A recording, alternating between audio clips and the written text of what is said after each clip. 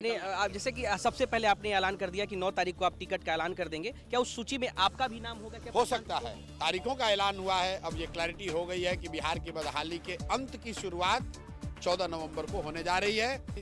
सरकार कितनी डरी हुई है कि जिस सरकार ने 20% रेलवे के टिकट में कंसेशन घोषित किया था कि प्रवासी मजदूर आएंगे, प्रवासी बिहारी आएंगे और वो उनको वोट देंगे लालू के डर से, जब उन्होंने सर्वे किया, उन लोगों से बातचीत की तो पता चला कि उसमें तो 2/3 लोग जनसुराज का वोटर है।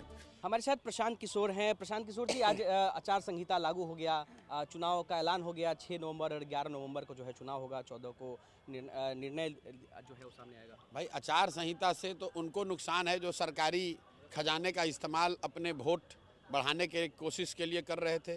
आचार संहिता से उनको नुकसान है जो सरकारी सुरक्षा लेकर घूमते हैं।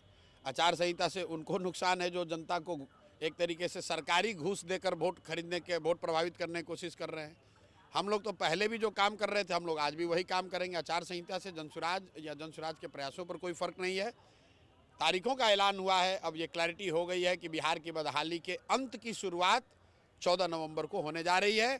6 तारीख को और 11 नवंबर को बिहार की जनता के कंधों पर ये जिम्मेवारी है कि आइए एक बार जाति, धर्म, नाली गली, मंदिर, मस्जिद, 5 किलो अनाज से ऊपर उठकर अपने बच्चों की पढ़ाई और रोजगार के लिए, पलायन बंद करने के लिए, भ्रष्टाचार खत्म करने के लिए वोट देना है।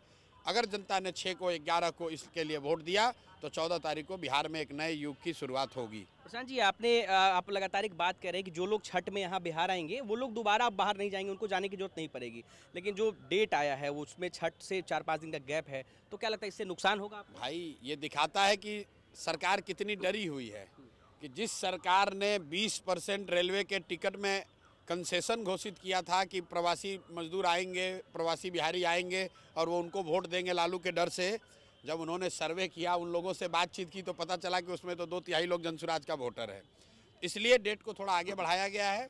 लेकिन देखिए, आप सत्ता में हैं, आप जितनी भी कोशिश कर लीजिए, जनता ने मन बना लिया है।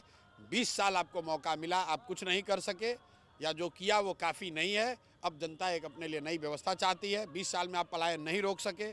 20 साल में बिहार की अभी भ्रष्टतम व्यवस्था चल रही है। बिहार में शिक्षा व्यवस्था ध्वस्त हो गई। अब बिहार में लोग शिक्षा और रोजगार के लिए वोट देंगे, ऐसा हम लोग का विश्वास है। और नतीजे 14 तारीख को जो आएंगे वो दिखाएगा कि हम लोग का विश्वास जो है वो जनता के से हम लोगों ने सुना है, जो बात समझी है, उसके आधार पर है। 2 छोटे-छोटे और सवाल है प्रशांत जी।